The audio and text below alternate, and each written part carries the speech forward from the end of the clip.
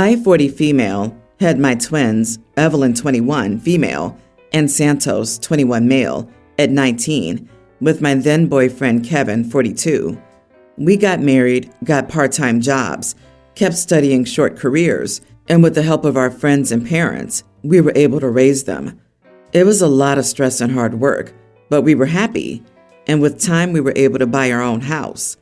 We even thought about having more children, but I refused because I almost died in childbirth. I really thought Kevin was the love of my life, but I ended up discovering that he had been cheating on me for a year, around 7 years ago. I was devastated, and I immediately chose divorce. He begged for forgiveness, but I refused and asked for a divorce. When he realized he could have lost his children due to this, he managed to make it look to my kids that I was the one who cheated. He paid someone to tell them fake stories, and my kids cut contact with me. They were furious, and they never let me explain. I swore I tried for months, hard, but they refused to listen to me. My final straw was when my son, Santos, told me that I was dead to them and to leave them both the heck alone. I don't want to victimize myself much, but I must explain how it affected me. I went into depression and alcoholism. I still survived, and I almost lost my license, but I didn't care at all. As dramatic as it sounds, I remember being on top of a roof, but my mom called me. I didn't respond, but she left a voicemail asking why I was avoiding her and that she missed me. I realized how selfish I had been. I was too focused on my own pain and didn't think about the consequences. How my mom, who raised me alone as a single mother, gave me everything she had and loved me more than anyone would. I was furious with my children for what they did to me, for not believing me, but what about me? Anyway, after crying on the floor in my living room for hours, I took a train to my hometown and confessed everything to my mother.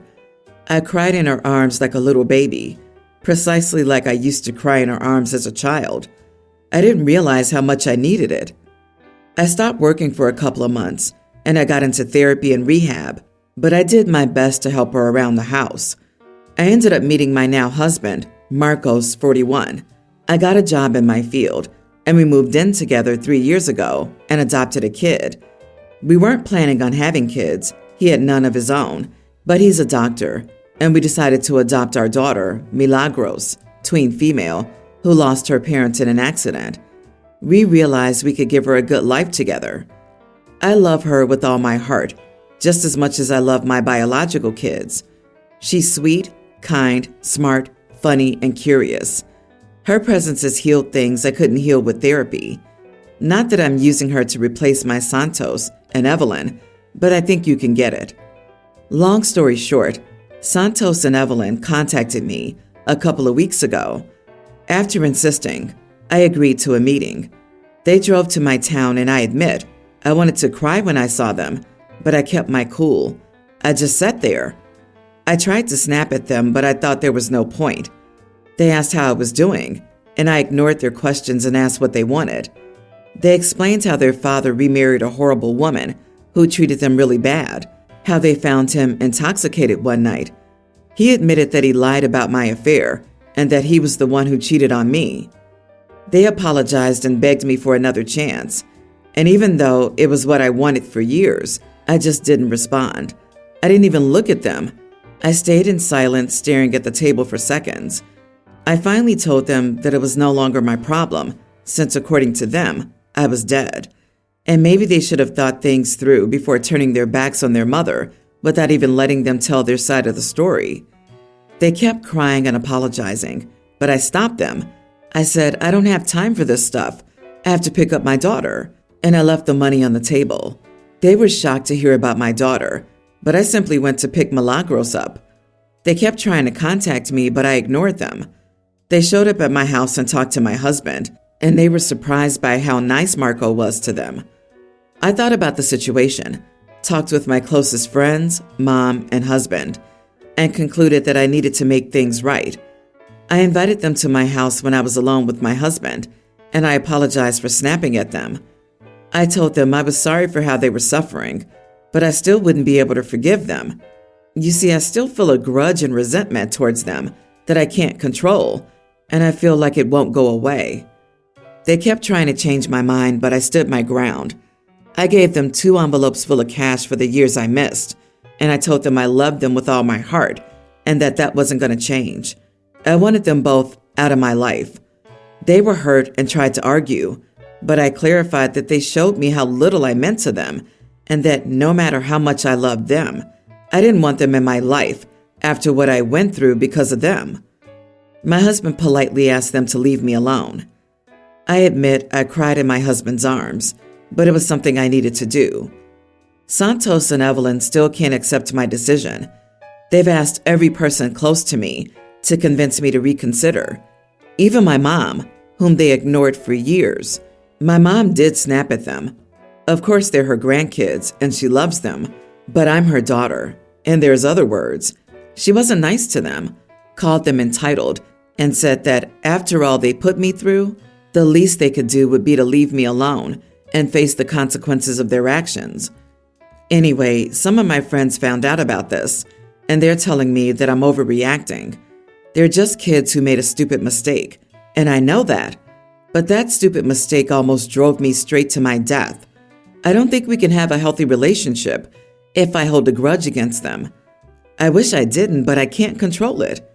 Again, am I the idiot for refusing to forgive my kids?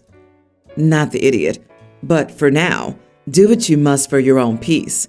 Your life was practically destroyed, and your family threw you away. You're obviously traumatized.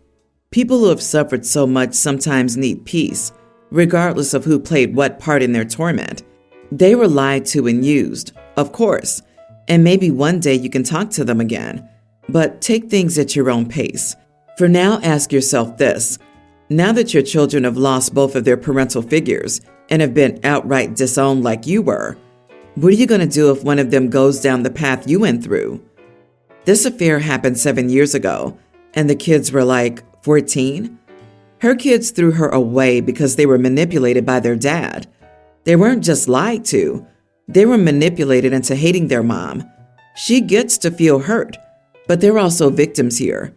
These literal children were going through a traumatic life event.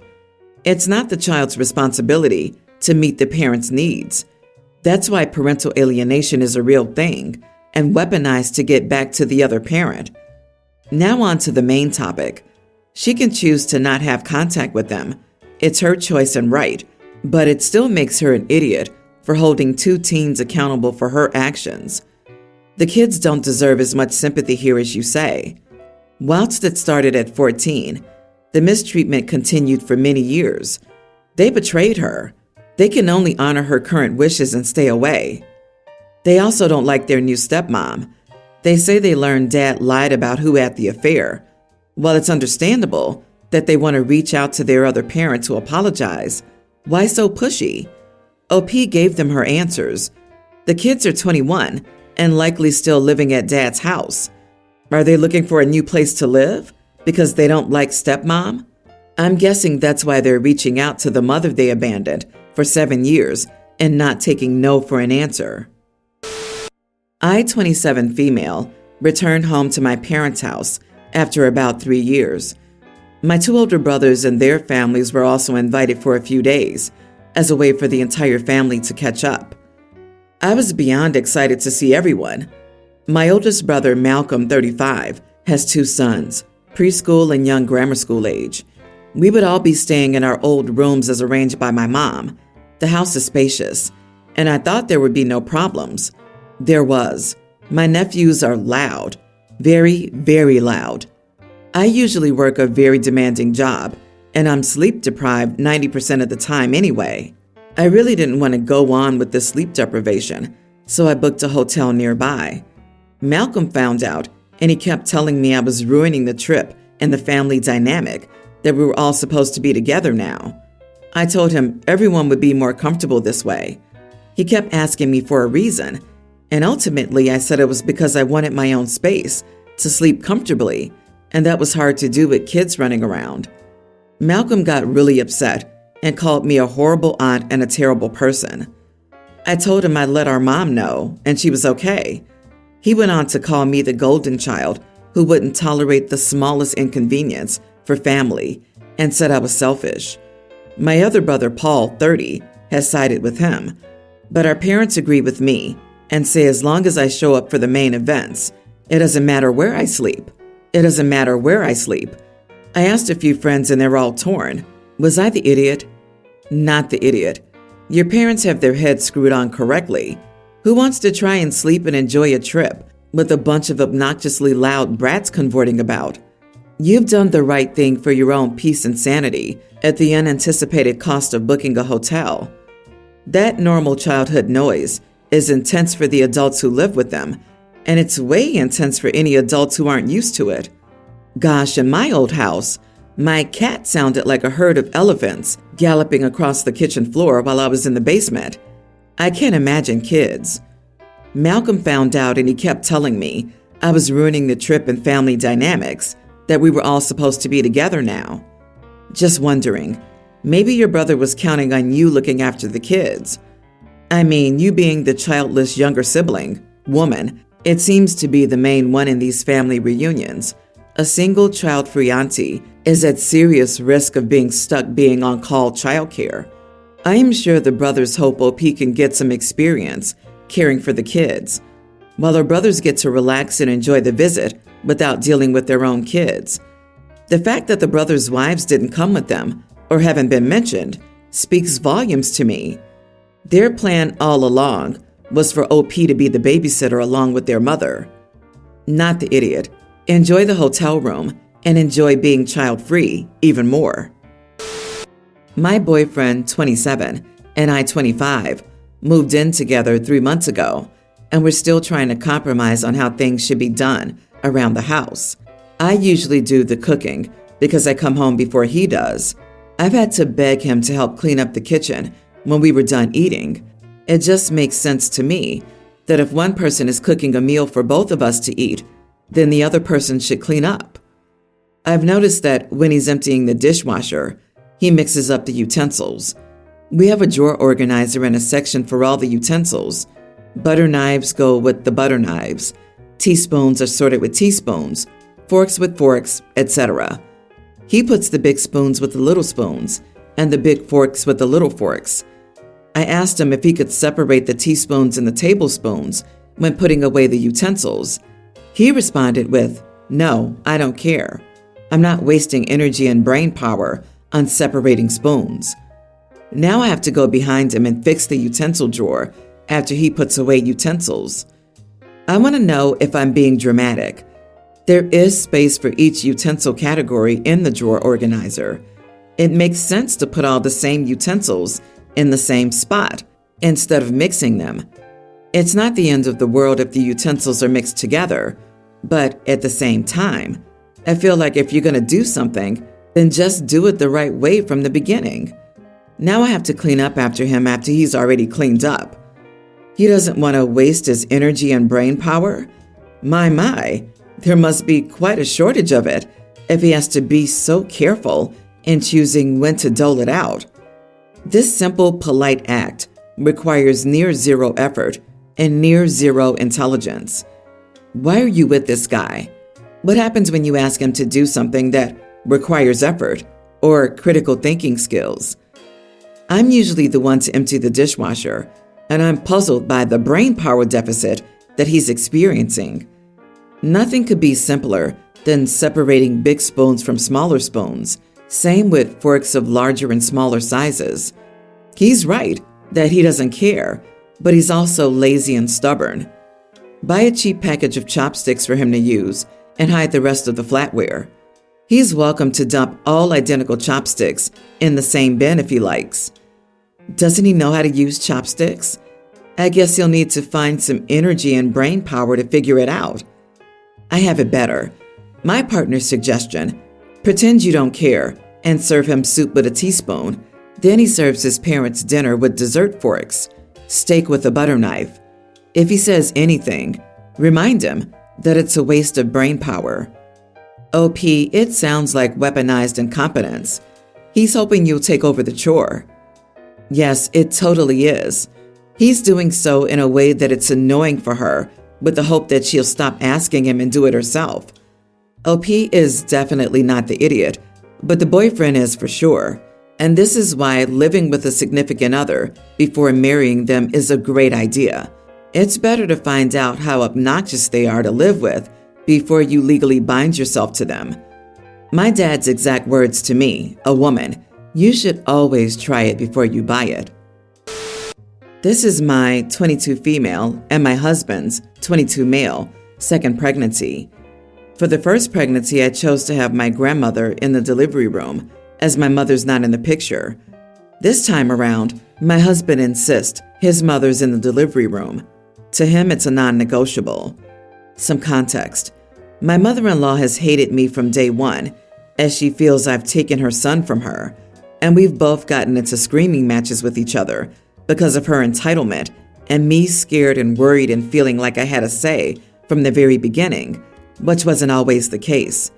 She's also very judgmental, and I've never felt accepted by her.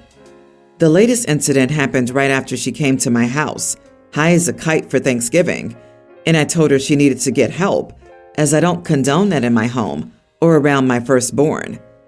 Then this led to her constantly asking if she could have my firstborn to babysit for a while, until Christmas. I lost my cool. My husband wasn't putting his foot down, as he knew, with the type of woman she was, she would deny anything and everything. I stepped in and said a couple of choice words and called her name multiple times. Needless to say, I completely lost my cool with her and was very mean as she rebutted back the same way. Back to my issue.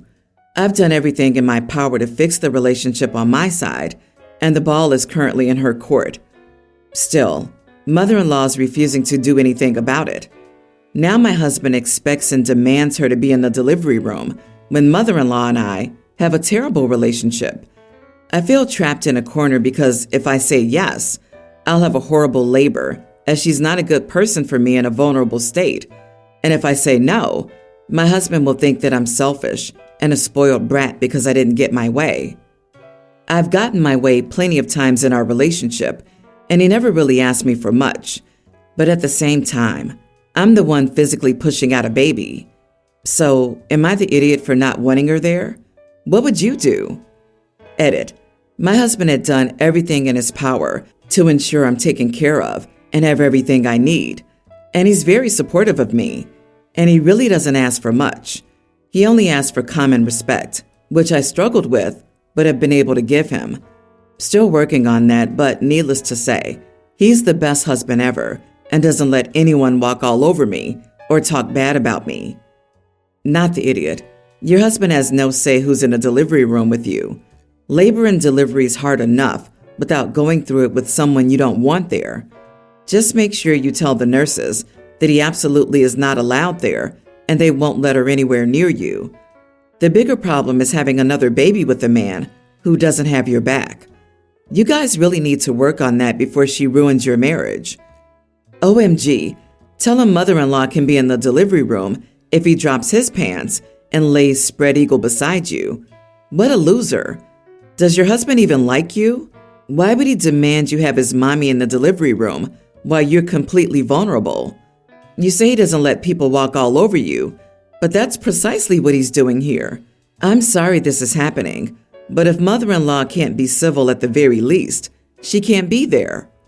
Plus, she has a drug problem? What a mess. Labor and delivery nurses are well skilled in removing unruly families, so if it becomes an issue, they have no problem kicking her right out. It shouldn't come to that, though. Your husband is being unreasonable here, and he's the issue you must solve.